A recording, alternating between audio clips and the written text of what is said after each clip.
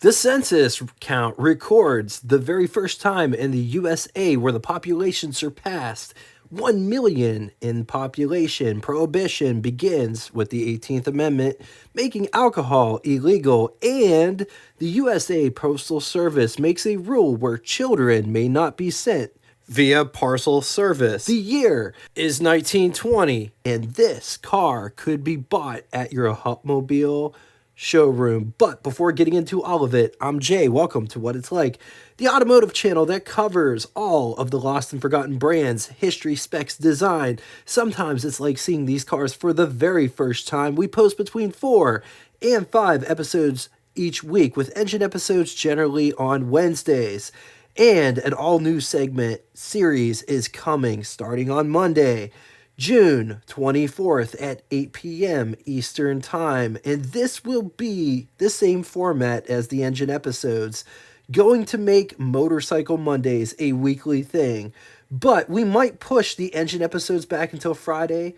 Those engine episodes take a long time to research. Also wanted to tell you that I'm down in Thomasville, Georgia, and I'll be here until June 27th. If you're in the Thomasville, Valdosta, Tallahassee, I might even go to Dothan, Alabama, and you have a cool car in your personal collection that you would love to see featured in mini documentary format on this channel, drop me a line at what_it's_like at a lost and mostly forgotten web provider.com if interested. 1920 Hupmobile model lineup. But before getting into all of that, Hupmobile was co-founded by Bobby Hupp and Charles Hastings, both of which worked in the automotive industry previous. Bobby Hupp, worked for Oldsmobile from 1902 to 1903. Then he would go to Ford, but before going to Ford, he worked for a soda drinking fountain company, and it didn't pan out. So then he went back into the automotive sector, joining Ford from 1906 through 1907.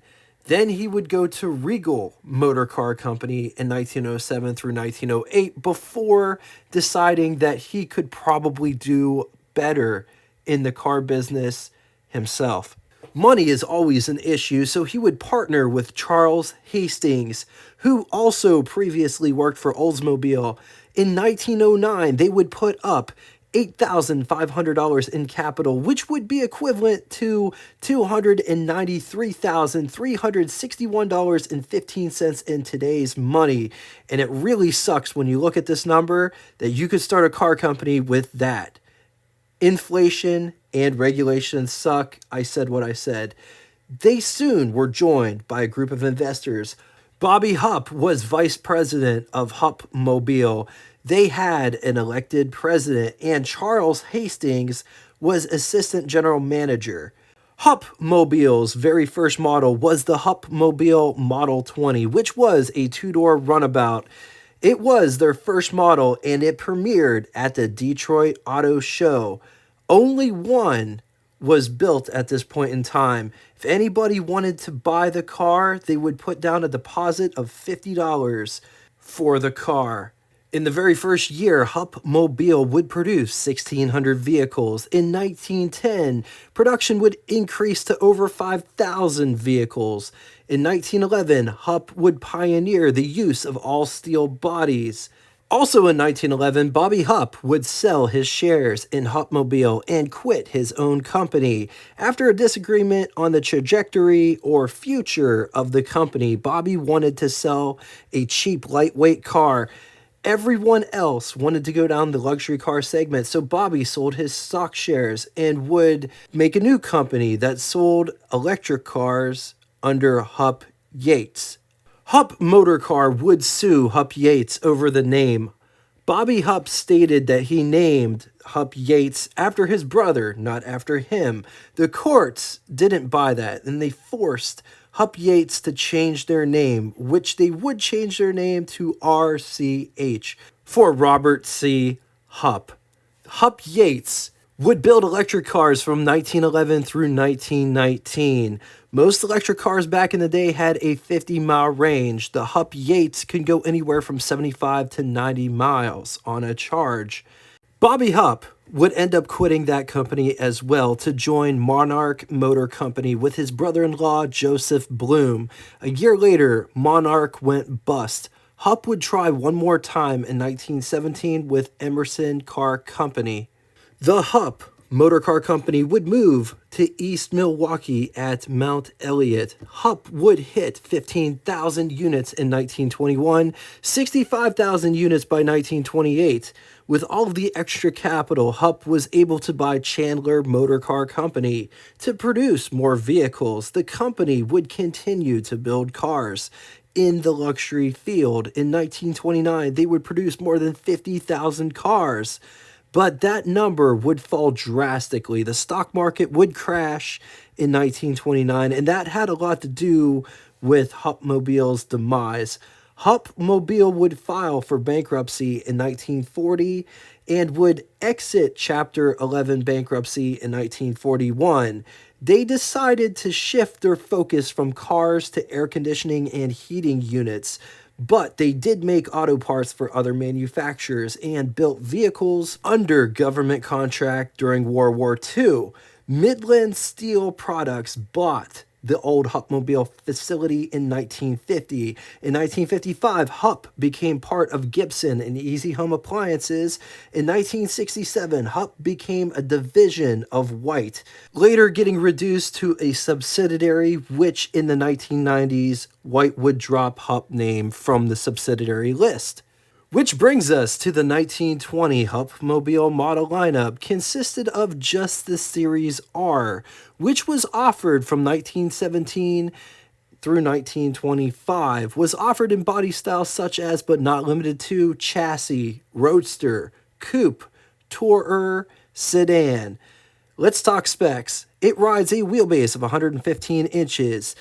Price is around $1,250, which would be equivalent to you spending $19,629.31 in the year 2024. Moving on to engine. Only one engine on offer, 182.5 cubic inch displacement, inline 4, 3 liters. It's good for 35 horsepower at 1600 RPM. Estimated 120 pound-feet or 163 newton meters around 1,000 RPM. With a bore of 3.25 inches and a stroke of 5.5 inches, it is backed by a 3-speed manual transmission. I found this 1920 Hupmobile Series R at the Canton Classic Car Museum, located in beautiful downtown Canton, Ohio. This car was at the Football Hall of Fame in Canton, Ohio. Now it's here. They have cars at this museum that you only read about. For hours of operation, directions, and emission pricing, be sure to click the link below after the show. Let's talk styling. Look at these headlights. I love the fact that it has this nice black that goes in between the bright-work. Also look at all of the different veins inside the headlight. There is a bar that goes between for structural rigidity. Taking a step back, notice there are no bumpers on this car. And the leaf springs come clear out to the end of the frame. Fenders, very thin in profile.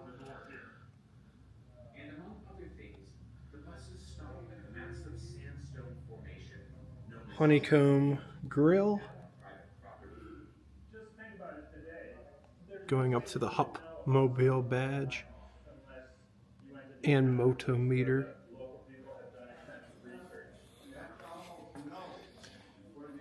The louvers are angled in this car, and the running boards are absolutely massive. There's my foot for reference. I wear size 12 shoe, and that's what it looks like in the front. It does taper drastically towards the rear, but my size 12 shoe could still fit on there. This car has step plates that say Hupmobile. This car does have a center line, but it's more or less a hinge that goes back towards the split windshield. It's split horizontally instead of vertically.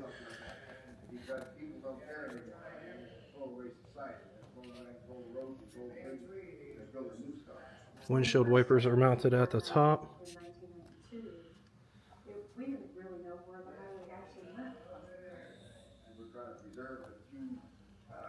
Mirrors are mounted to the windscreen.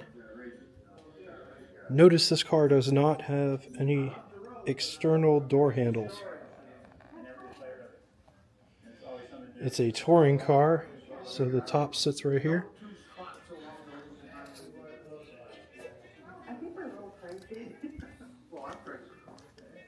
Also notice it doesn't have rear bumpers. It does have two brake lights in the center though. And the leaf springs come clear out to the end. Coming up and getting inside, but before we do, just notice there isn't a door handle on the outside. There is only a door handle on the inside, which is located right here. The door opens up nice and easy. Check out these hinges. It has pockets for various things. Probably put the curtains in the side here if you wanted to. What is this place? Well, Saltaire is a historical building and is an event center. It is the only access. Coming down inside the pedal box, you have the clutch, brake, gas button. Just take a look at this interior. We try to do maybe 100 to 125 kilometers a day. Give us time to stop and really explore it. Back in the back, they got a robe rail. Here's what over the hood would look like. Here's what first person over the hood would look like. On to the button switches and knobs. Starting on the left and moving right. Starter button. Key. I think this one is for the panel light. Notice the VIN number or car number is at the bottom of the dashboard itself. On the steering wheel, advanced and retard spark control, and maybe the hand throttle. Headlights, amp meter, oil pressure, actual panel light, speedometer, which is drum style, where the numbers spin and the needle stays stationary, odometer, and tripometer. Up above are the windshield wipers. Windshield wiper, only one. There is a rear view mirror over there. Taking a quick gander at this engine, the exhaust and intake side is on the driver's side. Updraft carburetor, steering wheel, rack. Notice how the exhaust runs on top of the intake. Distributor is mounted in the rear. On the positive side, this is a different brand of car. Build quality, very spacious in the rear. Against it, parts, information are really hard to come by. These cars are out there, but they're getting few and far between. All right, now it's time for Would You Rather. Two scenarios today. In the first scenario, would you rather have a Haynes Model 55 or a Hupmobile R Series or Chandler Model 32? I'm going to leave this here for a minute. If you need more time, feel free, pause the video. On to the second scenario, 1920 Nash Type 690 or 1920 Hupmobile R Series or 1920 Hudson 6. Once again, going to leave this here for a minute. If you need more time, feel free, pause the video. Now it's time for Name That Tune. First person to get both the name of the band and the song title correctly in the comment section will have their comment pinned to the top of it.